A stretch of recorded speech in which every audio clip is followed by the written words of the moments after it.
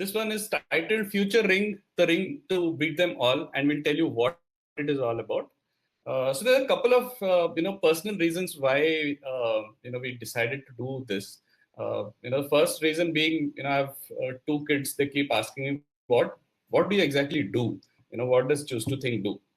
So over the last 6.5 years, I've been able to explain to them that Choose to Think helps teams and individuals up level for future relevance, and we help them build great habits, build a great culture, help them learn and all that. So they get this now, right?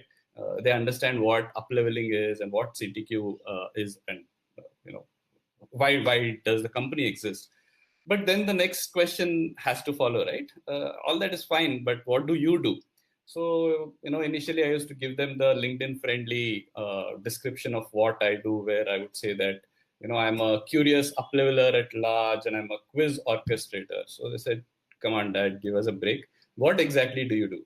So then I had to think, and I thought the best way to describe what I do is, tell them about everyone in the team here at Choose to Think and how great they are. How interesting people they are, and how they can come up with interesting solutions for very wicked kind of problem statements. So they said, that is fine. That is what they do. So what do you do? So I said, okay, my job is to make sure they get enough interesting problems to work on. So then they got, what I do at Choose to Think. The second reason why we wanted to do this was something called as Future Ring. And let me first tell you, something with which this whole concept of Future Ring started, right? And I'm going to read this from my mobile phone because that's where the message was posted. So on 3rd December 2019, Ramanand sent us this note on our internal group. He says, read carefully and decide if you want to participate in this ring. Each day, one person in the ring will post a note about any one of these. Something you learned today, something you succeeded or failed in executing today, something you think will be true in the future. It doesn't have to be very deep or insightful or earth-shattering. On completion, the person tags the next person for the next day. You can post anytime during the calendar day. And then he continues. He says, when anyone in the ring posts once, without breaking the streak, a future coin is generated. If even one person misses their turn, the streak is reset. If we can't generate even one future coin, bad things will happen. When we generate 5 future coins, a nice thing will happen to all of us. 10 future coins, 50, 100, and amazing once in a generation thing will happen. If you miss your turn these times, bad things will happen to you unless if you profusely apologize and promise to not let the ring down. And this is how he got us all into this concept called as Future Ring. And this week, we are actually running on our Future Ring number 40. So, with this, what has happened is, for these Future Ring questions, we've been posting themes and questions to everyone in the team. And what this has done is it has given us a great understanding of each one of us in the team. It's given me a peek into the way they think about themselves, they think about, how to stay future fit, how to ensure future relevance for Choose to Think as well. And we've done a wide range of questions and themes over the last 40 rings, from everything from how to deal with COVID and, what if there's no internet in India for 2 months and things like that.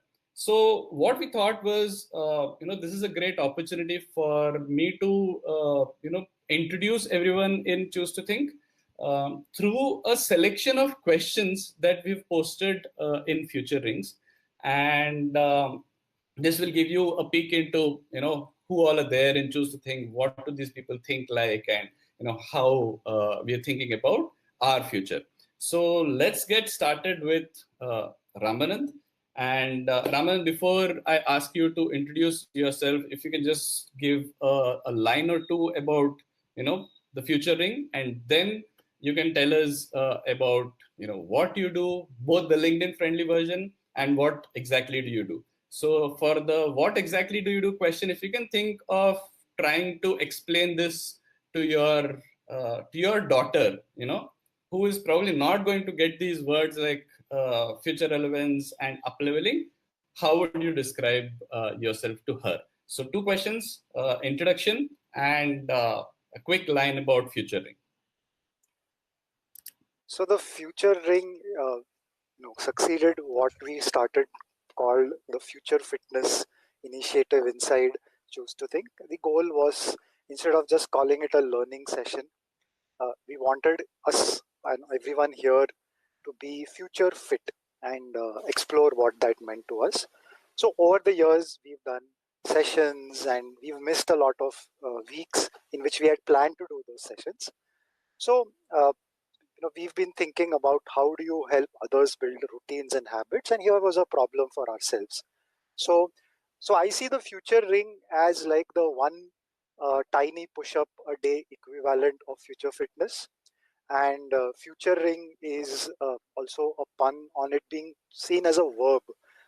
We want to ensure we are futuring ourselves into the future every day, and like all our experiments, we start small, we start scrappy. And this time, I also deliberately had a emotional, scary uh, pitch, which appealed basically to your fear of something going wrong, and that's a very powerful motivator that we have shied away from using. Uh, so we still, so it's 40 week 40, and we are hoping for good things to happen, like this Smartcast episode. So Yeah. So on that note, Raman, I remember when you had talked about futuring, I was actually reminded of the poster of the movie The Ring, right? And the line there is before you die, you see.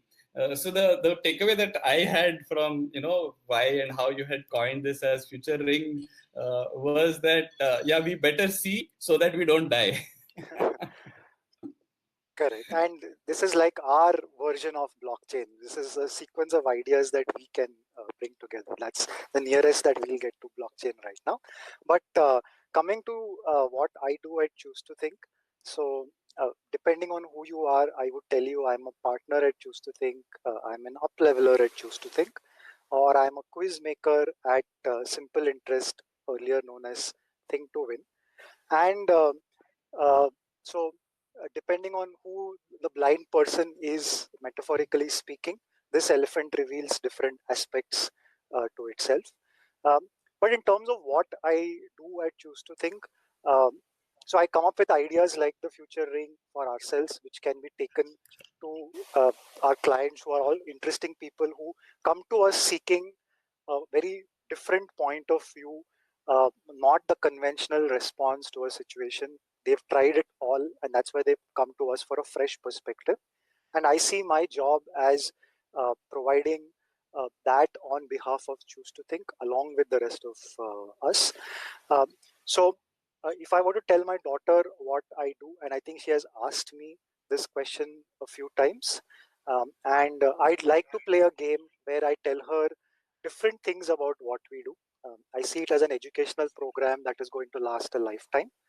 But um, very simply, there is, if you're a child, there is an entire ecosystem, the so-called village, that is there to up level you and make sure you are relevant in the future, because the future is always in the coming generations.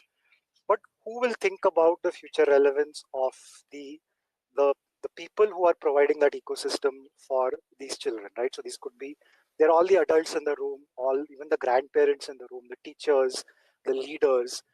Someone should help them stay relevant as well, and I think that is our job. So we are like, the village and the school for adults. All right, great. I think that that makes the cut, Ramanan. So next question for you, and this is a question that you had answered, and I found it very interesting. So one book or movie that you would have benefited from if you had encountered it before age of 15. So this book would be surely a joking Mr. Feynman, and I encountered it 4 years late. at the age of 19. So the reason this book comes to mind when a question like this is asked is because it forced me to reevaluate my entire approach to education. Like maybe a lot of us have had this realization later in life that we play a much different game when we are in school, and because many of us here have done well at that game, we end up thinking that we are good at the business of learning. And that book, not just Feynman's approach, but I was also struck by the approach of Feynman's father, who allowed him to tinker, who introduced him to a lot of things, and essentially uh, was that first lever that launched Feynman into what would be very stratified atmosphere of greatness much later.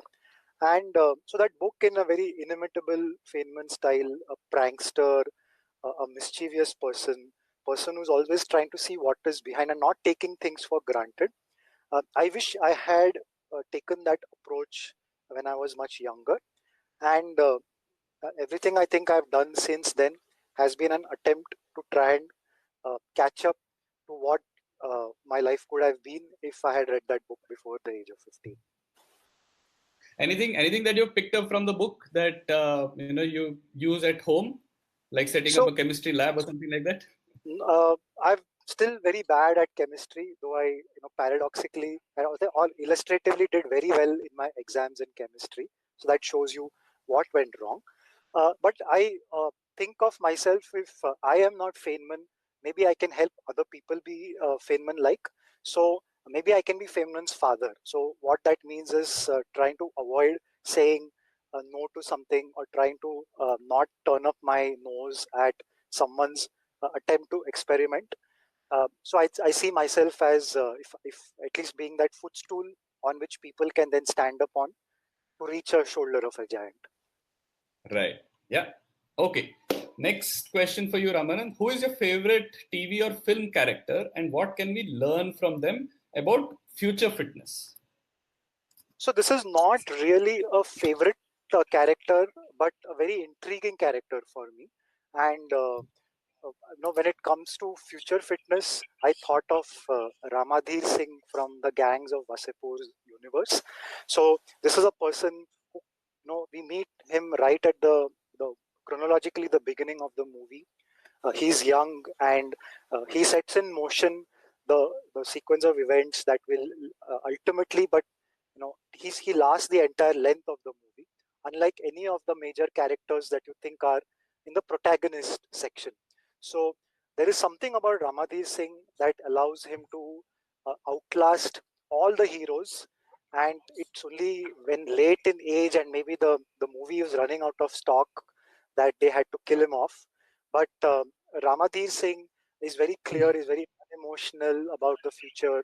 He can see things such as how films keep people distracted, how his son is not capable of taking his lineage forward, and he, like a lot of crafty politicians who we don't like, but we have sneaky admiration for their longevity. uh, we can learn a lot from them as to what it takes to keep moving forward one by one, and it really takes a great event or the end of the movie to bring you down. Thanks, Aman, for taking us from Feynman to Wasipur. So, moving on to the next question. Name one current profession that, in your opinion, will still be there 10 years later, and why? So the way I think about this question is that with anything that requires a human touch, needs rapid feedback, and also can perhaps be done, over a screen or done remotely. But three aspects that I looked at when I tried to answer this question. So to me, there were two categories that came to mind, and there could be others. One was nurses, and the other was coaching or coaches. Uh, so I think we are going to see an increase in the number of coaches for different aspects. So it's possible that in 5 years' time, all of us will have a coach for fitness, like some of us probably already have. But we'll also have a coach for writing. We might have a coach for video calls. We may have a coach for thinking about future relevance. So I think coaches are going to be relevant because there is growing complexity, and we want to have a personal board of advisors or coaches, and it will become affordable to do that. And networks or remote networks will also make it easier to connect with that person when you need that feedback, and not once in a month, or like how it's done. The other, I think, is nursing, because you know the level of intricacy that someone needs when they look after a person, I think that profession is also going to be around it. It's a care, anything that is caregiving, I think will be around. All right, that's very insightful, I would say, Raman. And the last question for you today is: if you had to give one last talk, what would you talk about? It's the Randy Posh equivalent. So this is where I'll put on my quizzing hat, and I think instead of doing a talk, I'd probably do a quiz on finales or final things, on swan songs, and maybe as a way of keeping points or scores, we will have a Russian roulette system, and we'll have a gun with some few bullets there, and that we'll use to keep score. So it will be a very memorable final quiz, I'm sure, not just for me but for a few of my Yeah, participants. it will be the last talk for a few people.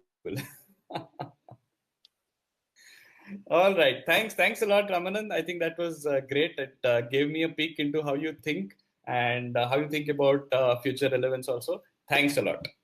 Let's move to Ankita. Ankita is the next person that I wanted to talk about, get a sense of what she thinks about when she thinks about future relevance. And there's a very interesting question that's coming up. But before that, Ankita, if you can quickly give me an introduction, give me both your LinkedIn friendly version and what or how would you introduce yourself to, say, a 75-year-old person? Okay, so I'm a content creator at Choose to Think. So the official definition is that a content creator makes a contribution to media, especially digital media, and it's for a specific audience. So I both curate and create. I write and design, and I have to present that content in a compelling way. So that is the official definition. So while I'm doing all that, like the topics that I work on, it's basically you know uh, uh, topics like learning, productivity, things that will provide value to the audience that we're catering to. So while I'm working on that, it's helping me as well to learn and better myself.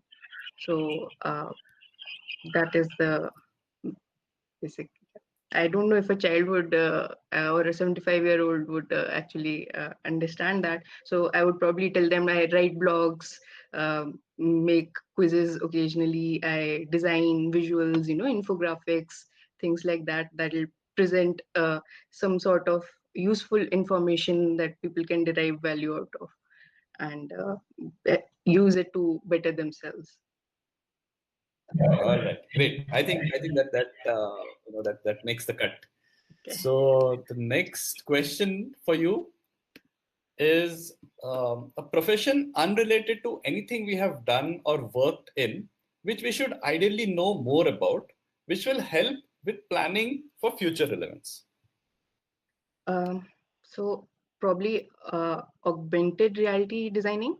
Mhm. We've not done anything in it, but in recent years, especially, it has grown quite a lot in a lot of industries, especially in home improvement and stuff like that. And especially, it became like when Pokemon Go came on the scene, like it just blew Right. up. But actually, it started even like 25 years ago or 27 years ago with a Boeing researcher actually devising a system for the electricians working on the aircraft. They could actually, so what augmented reality designing involves is it's overlaying virtual information on top of your existing environment.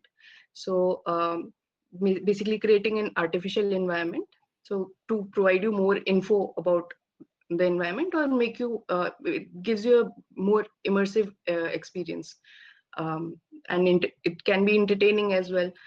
So recently, I think uh, because of the pandemic COVID situations, uh, OnePlus Nord did a product launch that was completely this in AR. IKEA and Dulux also do that. Like they let customers see how a product or a paint color would look in their actual homes. So there are many uh, ways this can be applied even in on educational side of things as well as marketing side of things, I feel. So Correct. this And any other use case like say onboarding of new employees? Do you yeah, think it will fit there as well? perhaps onboarding of new employees it can actually make it easier for them to provide an introduction. If you don't know the environment especially, so the information can be overlaid on top of that. You just have to download that app on a phone. You just need a camera and just switch on the app and then you see. So instructions and such things can be available there. You don't have to go and ask people, so that interaction cost is uh, reduced to some Right. extent, perhaps. For Yeah. I was Yeah. thinking, for in terms of iconic India, actually we could use that. When people are traveling to a particular destination, they could use this app to get more information about what they're seeing, get interesting facts and stuff like that. Yeah. Yeah. Definitely. Definitely. Yeah. I think that's something which we'll definitely ask Sanasi to think more about as well. Yeah. And the next question, and this was something really interesting. I know that you haven't done much about it in terms of doing something about it, but your answer definitely intrigued me, and which is why I've asked, and I'm asking this question here, where you said for the question, please write about one tool, digital or physical, which you would recommend others to learn to use well in order to stay future relevant. So, what was Yeah. your answer, Ankita, and what was the thinking behind that answer? So my answer was like everyone should know how to use a drill. It's basically because I don't know how to use a drill, and I figured out. I thought you have that tool, you just go and drill. You drill a hole and hang a painting if you want to do that. So my house was getting painted, and like I had to do that quite a lot. So I had to figure out why is this not working and all that. So a few days back, one of our team members had also mentioned that he had a similar experience. So he mentioned that there are like three different types of drill bits. Actually, for wood it's different, for stone it'll be different, and you need to know which tool to actually use. And it's not enough to know about the tools. You have to know in which situations also these tools can be used, how and when these things can be used. So this is something I still need to learn about, but I know that this is a very useful life skill to have. Yeah, I think knowing what you don't know is a good start, good place to Yeah. start. Yeah, and for me, it brought out a very interesting aspect, Ankita, that there are some things which we almost take for granted because they're being done by someone else, right? Similarly, in our professional world, especially as a knowledge worker, you might be just assuming that these are some things which are going to be provided to you, right? And which may not be. You may not get some support that you are getting. And people have seen this change in the last 3 to 4 months, where support that they would take for granted, and it's just not available anymore. So yeah, don't assume that whatever is there as finished products for you, it's going to remain in that state all the time. So yeah, that is a very interesting insight that you had given there, and which is why we wanted to you know get you to talk about that answer. So let's move to the next question. And this is about what is the one thing you can do well now, which is likely to serve you well even in the future. Okay. So I used to be quite a stubborn child, opinionated and things like that. So over the years, I've learned to try and see both sides of the coin. So I've found that it helps me question assumptions, and it just hel- like uncover more information, see more sides to a thing. So that helps me be more open. Um, so that has served me well, but flipping this coin, the downside is that I'm left almost always, second guessing myself and not uh, being able to form strong opinions where I need to, or make quick decisions. So yeah, it's a balance that needs to be kept. You don't always have to see the two sides of a coin, but yeah, it has helped me. I'm still in some cases I'm not able to apply this where I should be. I have to actually be more mindful of when I'm doing this, but it's definitely Yeah, better yeah, than. yeah. And any specific example that you can think of where and how this will help you in future, and especially in the realm of future relevance? So it's basically in life, nothing is black or white. Things are gray. So even in understanding people and their motivations, and uh, not jumping to conclusions. So yeah, basically things like that. Even in like I remember for it used to help me in group discussions. I'm not a very confident speaker and all that, but when the discussion would be going just one way, one would think, what is the other side to it, and then you could contribute to it and make the discussion richer. So it has helped me Right. in my work as well. So I would try and cover as much about a topic, or present the most perspectives to a topic as I can by trying to see all sides of it. So that has helped me. Yeah, yeah. Yeah. So what I'm taking from your answer, Ankita, is be prepared to change your mind, and this is as important to future relevance as learning all the other tools and how to use a drill, right? Right. It can cause some cognitive dissonance, basically, because we have that tendency to defend our opinions and beliefs. So it is difficult to do, and it takes some getting used to, but with practice it gets easier. Yeah. Yeah. All right. Thanks. Let's move to the next question, Ankita. So, one recommended podcast or book or show that helps one think about future relevance. Um, so I would say, like, I listened to 99% Invisible podcast. So that was quite an interesting podcast. It's about design, and how design shapes our lives and impacts our lives. So understanding that can be useful for future relevance as well. There's a particular podcast episode there, which is Harford's Cautionary Tales, which is another great podcast in itself. So that is quite interesting. Like, again, talks about the that particular podcast. One can go and listen to that. It's basically explains the real reasons behind the 2017 Oscar fiasco, and other tragic catastrophes.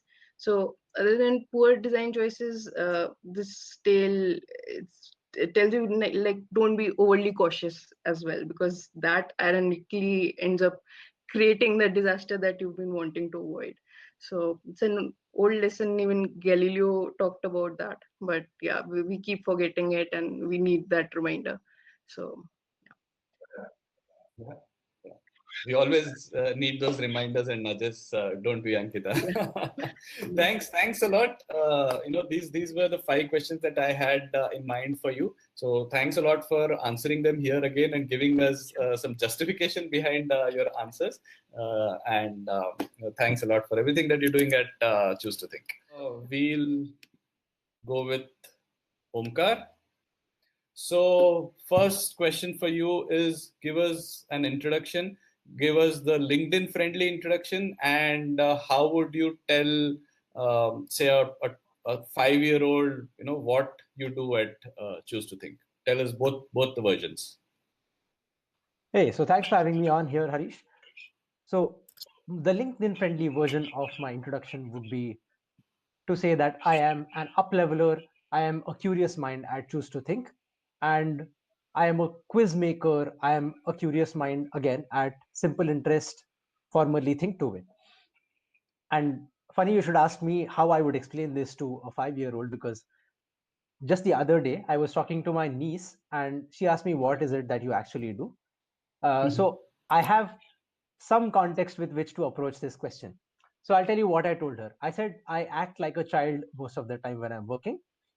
So naturally she said, what does that mean? What do you do? Why do you act like a child? You are a grown up now. So I said, when I act like a child, I mostly ask questions.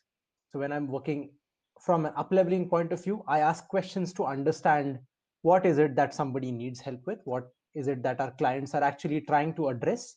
I help them identify that, and finding out what needs addressing helps us design something that can help them achieve what they would like to. That contributes towards their future relevance, that contributes towards building a better culture, building a culture of innovation and curiosity, and all those great things. On the simple interest side of things, I literally actually ask questions. May not be the kind of questions that kids ask all the time, which are, why is the world like this? Or why is a certain thing done a certain way? But most of the times, the questions that get people to experience an aha moment usually come from a starting point, which goes, why is it that this incident led to a certain outcome and not something else? Or why is something named the way it is? So that is how I introduce myself, or that is how I introduce what I do to my not 5 year old niece, but I think she's 8 year old. So yeah, I act like a child.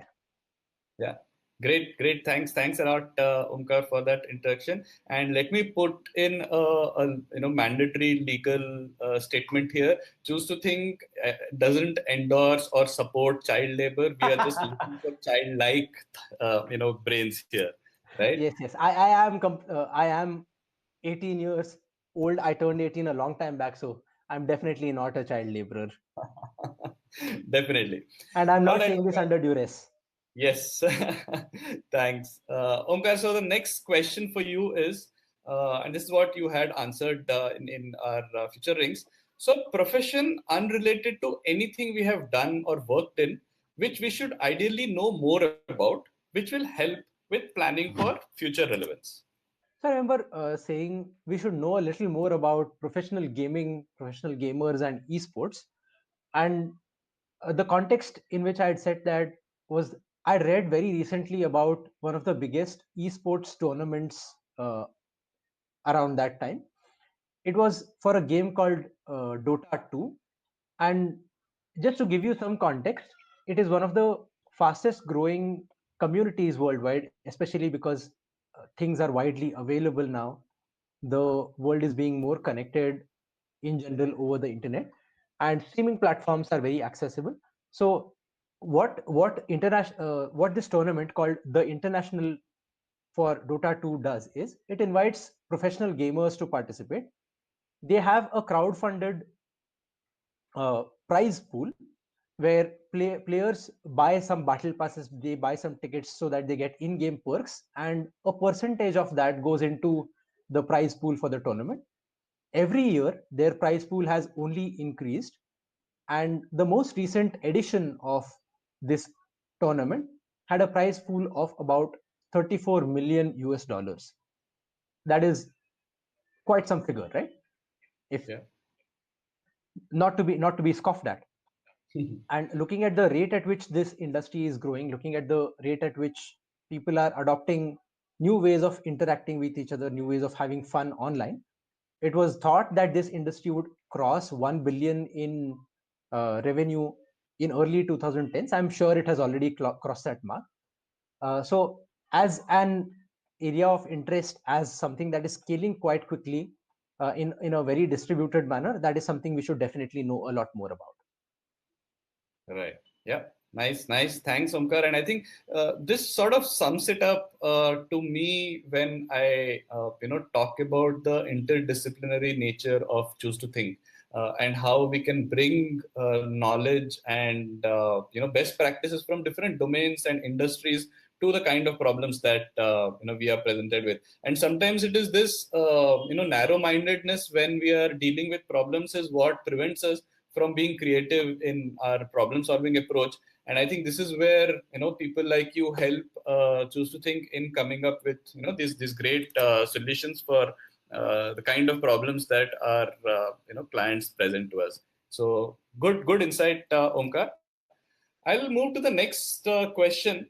And you had something interesting, and I'll tell you why I called that. Why I say that it was interesting for this question. The question being, please write about one tool, digital or physical, which you would recommend others to learn to use well in order to stay future relevant.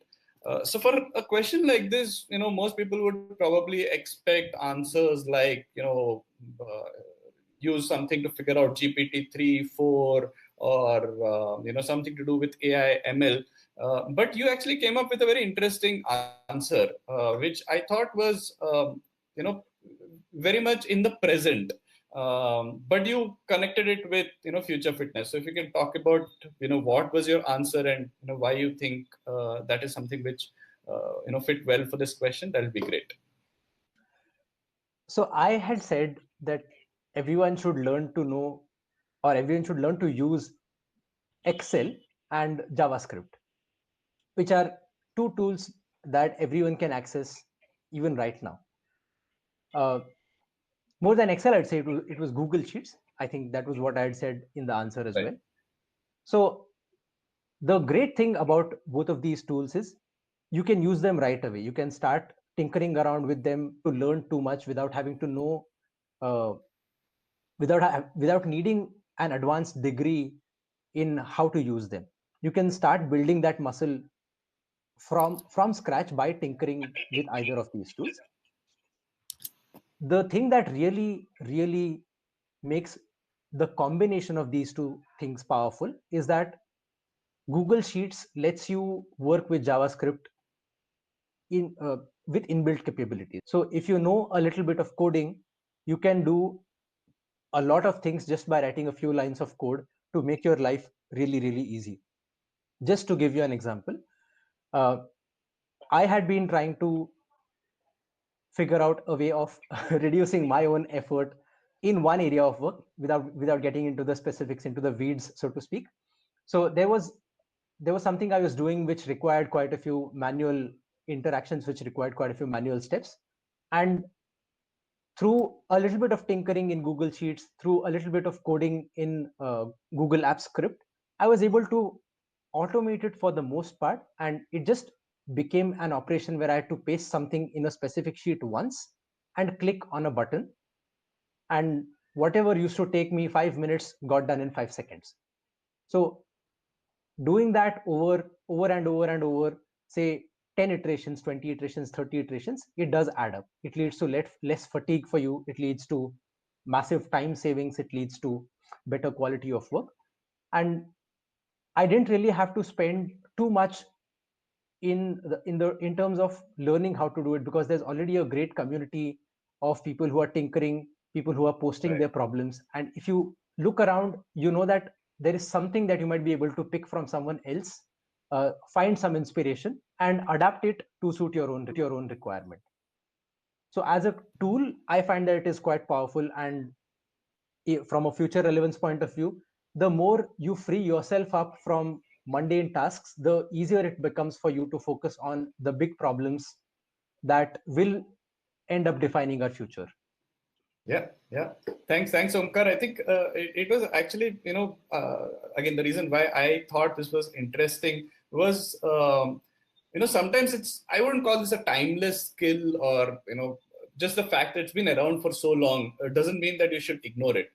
It can do wonders in terms of, freeing up your time, like you said, which will give you the time and mind space to actually think about things like future relevance, right? So it's not just about thinking all the time in future and thinking about tools that will be available in the future, but it's also about using what you have today to free up Yep. bandwidth for yourself today and tomorrow, right? And I think it's also a great example of the mindset that you have in terms of continuously figuring out how to solve my problems myself, and like you said, free up my time to do something more, to do something better. So yeah, that's why I found this answer to be very interesting, and I wanted to bring this up in this session. And yeah, this is again an interesting answer that you've given. So what is one thing that you can teach someone else how to do reasonably competently? So I would say I can teach people to learn how to play the sitar. Sitar 101 is what I'm going with. That's because I've learned the sitar for a few years and I can play reasonably well. Definitely not virtuoso levels, nowhere near. But uh, I have some innate talent for being able to explain a few things in slightly simplified manner. And music is something I find myself attracted to over and over again. Incidentally, it also happened that I taught someone the difference between a tuned string and an untuned string on a sitar just last week. So that gives me even more confidence that I might be able to actually start teaching people the basics of how to play sitar. For that matter, basics of how to appreciate music even.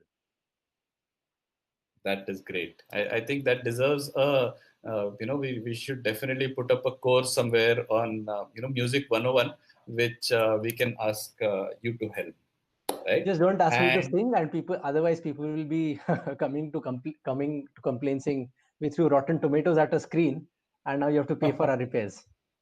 okay, so that brings me to the last question for you, Omkar. Name one current profession that, in your opinion, will still be there 10 years later, and why? And I thought it was a good segue from what you just said earlier, because you were talking about teaching. Is that something that you think will be relevant? Most certainly, yes. Teaching will be relevant, even though people like to think that uh, a lot of these online courses are catching on. It is definitely a tool that is more widely available to everyone now. But like Ramanand said, any situation which requires immediate feedback, which requires human interaction, is going to be around even in 10 years. And the way I see it, the primary role of a teacher, a coach, a guru is to identify what a student is struggling with and to give them feedback that helps them overcome that barrier. So in a sense, teaching good teachers are hard to find, and they will continue to be hard to find and highly sought after even 10 years down the line. All right. Yeah. Thanks. I think that that would be a fair bet to make, Omkar. I would completely agree with you on that front. So thanks a lot. Thanks a lot for coming here and giving these answers, and sort of helping me relive some of your answers from the futuring questions and themes. So thanks a lot, Omkar. Thanks, Harish. That was Ramanand, Ankita, and Omkar. We continue with Sanasi and Sirisha in part 2 of our futuring conversation with CTQ folks.